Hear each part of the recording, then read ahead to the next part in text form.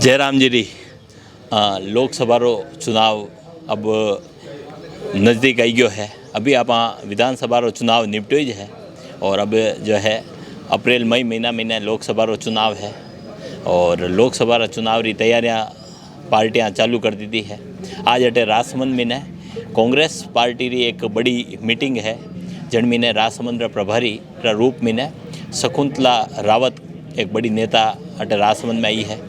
राजसमंद काफ़ी नेता हर तरह रा पदाधिकारी हर सरपंच सब अटे इकट्ठा हुआ है और अब यो जो है मंथन शुरू हुआ है कि भाई अब कौन अटारो प्रत्याशी बनेगा, कई वेगा, कई स्थितियाँ हैं अटारी विस्तर। पिछला दो चुनावों अगर आप जो देखा तो पूरा राजस्थान में कांग्रेस रा हाथ में एक भी सीट नहीं आई है और कांग्रेस जो है कांग्रेस रो पिछला चुनाव जो देखा तो अपना अटू जो सांसद हा दिया कुमारी जो अणी राजसमंद में लगभग 5-5.5 वोट जीत्या हा।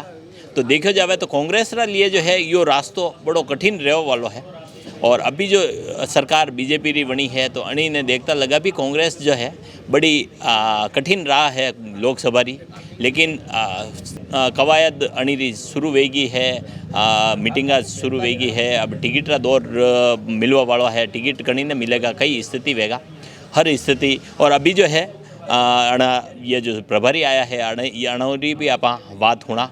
राजसमंद जिले की मैं प्रभारी बनी, हमारे राष्ट्रीय नेतृत्व का मैं आभार व्यक्त करती हूं कि मुझे यहां पर प्रभारी बनाकर भेजा लोकसभा चुनाव के लिए।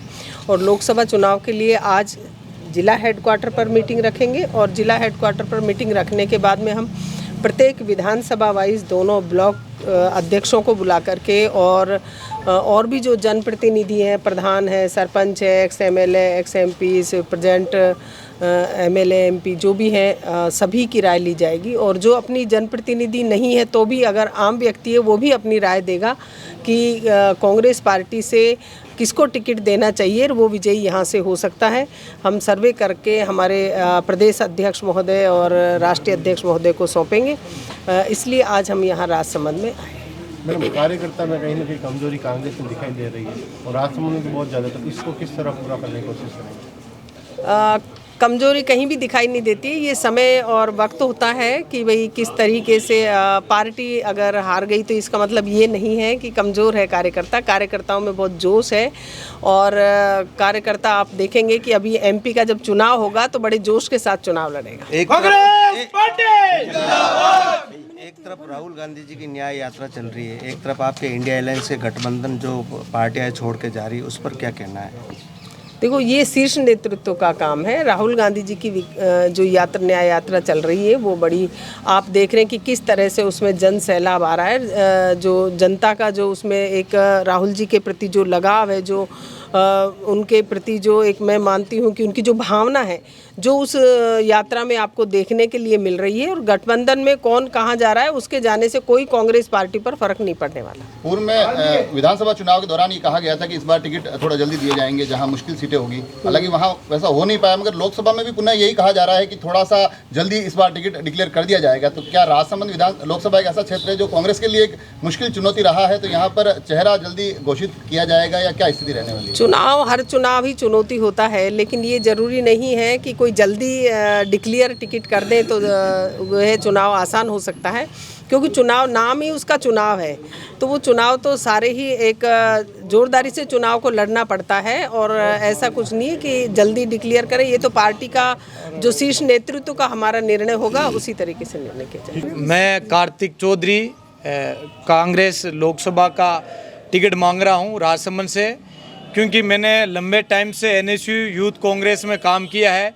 पिछली बार हमारे लोकसभा में देवकी काका जी चुनाव लड़ रहे थे तो मैंने सचिन जी पायलट साहब द्वारा कांग्रेस के द्वारा एक समिति बनाई गई जिसमें जाट बहुमूल्य 70 डेगना मेड़ता होने के कारण मैंने मेरी टीम के द्वारा पूरा मैंने बूथ वाइज काम करा। वो बूथ कमेटी मेरे पास में है और मैंने सीपी साहब को भी हमारे शीर्ष नेतृत्व है उनको भी मैंने बताया, काका श्री जी को भी मैंने बताया। मेरी टीम हमेशा एक्टिव रही है और पिछले 5 साल में अगर बीजेपी का घेराव करना रहा या बीजेपी को अपने किसान आंदोलन हो गया या अग्निवीर जैसी योजना आ गई, युवाओं की कहीं पर भी बात उठाने का मौका मिला तो सबसे ज़्यादा अगर बीजेपी के खिलाफ या धरना प्रदर्शन जयपुर हो गया, चाहे ग्राम स्थल हो गया, चाहे दिल्ली हो गया, मैंने रोड पे जाके युवाओं के लिए संघर्ष किया है। मेरे क्षेत्र में भी ऐसे कई लोग हैं जिन्होंने हमारे नेता को, आज हमारा नेता कौन है, डॉक्टर सिद्दीकी साहब, हमारे सामने लोगों के सामने अपशब्द गए और वो आके वापस मीटिंग में बैठते हैं, उनका स्वागत होता है। मैंने वहाँ किसी कल अपने लेटर दिए, ब्लॉक अध्यक्ष के लेटर दिए और मैं व्यक्तिगत रूप से आपको भी वो लेटर दूंगा। लोकसभा चुनाव से पहले इन विषयों का अगर काम नहीं होगा तो ये चुनाव में वापस ऐसा तो काम है, पैसा लेना धन बल से काम, लेकिन वाकई में ये ऐसे निचड़ लोग हैं जो वापस बेखौफ तरीके से पद पर आके बैठ जाएंगे और आपसे कहेंगे कि हम आपके साथ हैं। क्यों? क्योंकि धन बल है, जनबल नहीं है। इसलिए आप सबसे मेरी विनती है, कुछ गलत बोला हूँ और छोटा मानकर मुझे माफ करना। सब साथ में रहकर आपके लोकसभा चुनाव में जिताएंगे। युवा है, युवा जोश की तरह हम काम करेंगे, लोकसभा चुनाव में जिताना काम करेंगे। बहुत बहुत धन्यवाद। लोकसभा पर्यवेक्षक पूर्व मंत्री शकुंतला जी और जिला अध्यक्ष राठौड़ साहब और सम्मानित मंच साथियों, मैं ज़्यादा कुछ नहीं बोलकर मैं सिर्फ इतना कहना चाहूँगा कि राजसमंद लोकसभा हमारे लिए बहुत बड़ा संघर्ष का क्षेत्र नहीं है। संघर्ष क्षेत्र क्यों नहीं है? सबूत हमारे जो पर्यवेक्षक महोदय हमारे पीछे बता रही है, वो 2008 के अंदर कानपुर से चुनाव लड़ा था, पर आपको हार का सामना करना पड़ा। पर आपने 8 से 13 तक एक जपम मंत्र के साथ उस क्षेत्र में संघर्ष किया और 13 के अंदर 18 के अंदर आपने वहां अपना खुद का और कांग्रेस पार्टी का झंडा रखा। तो मैं आप लोगों को पूरा विश्वास दिलाता हूं कि अपन राजसमंद लोकसभा में कहीं कमजोर नहीं है। जब राजसमंद और उदयपुर जब लोकसभा अलग हुआ तब अपन ने पहला चुनाव राजसमंद के अंदर कांग्रेस पार्टी ने जीता। कुछ कमियां रह गई है, उसको दूर करेंगे। मेरे भाई योगेंद्र सिंह का जो गांव है, कह रहे हैं कि मैं छोटा हूं पर इसका जज्बा बहुत बड़े की तरह है, तो इस जज्बे को हम सलाम करते हैं। मजबूती के साथ चुनाव लड़ा है वो काबिल तारीफ है। मैं तमाम कार्यकर्ताओं को और शकुंतला जी को विश्वास दिलाता हूँ कि आपके नेतृत्व के अंदर सीपी जोशी साहब के संरक्षण के अंदर हम राज्यसभा लोकसभा चुनाव जरूर जीतेंगे और डंके की चोट पर जीत दिखाएंगे। बिल्कुल बराबर मजबूत किया, तो ये तो काबिलियत हमारे अंदर होनी चाहिए। हम मजबूत होंगे तो पार्टी मजबूत होगी, हम भी मजबूत नहीं है तो हम कार्यकर्ता के लिए आवाज नहीं उठा सकते, तो फिर क्या करेंगे? मेरा तो आपसे निवेदन है, आप सबने बोलने का मौका दिया, इसलिए बहुत बहुत धन्यवाद। जय हिंद, जय भारत। तो आप अणारी बात होनी कि ये जो है ये कह रहा है कि भाई यार चुनाव भले हार गया हाँ, लेकिन मानी जो है जोश कम नहीं व्यो है और कार्यकर्ताओं में अटे देख लो आप, ये जोश भी दिखाई दे रहा है। कुछ जो है नया कार्यकर्ता जो नया नेता रूप में नाराबाजी भी कर रहा है। अणारो यूँ लगी रहो कि भाई अणा में टिकट मिल जाएगा, और ये जो टिकट का दावेदार भी अब जो है धीरे धीरे नज़र में आएगा।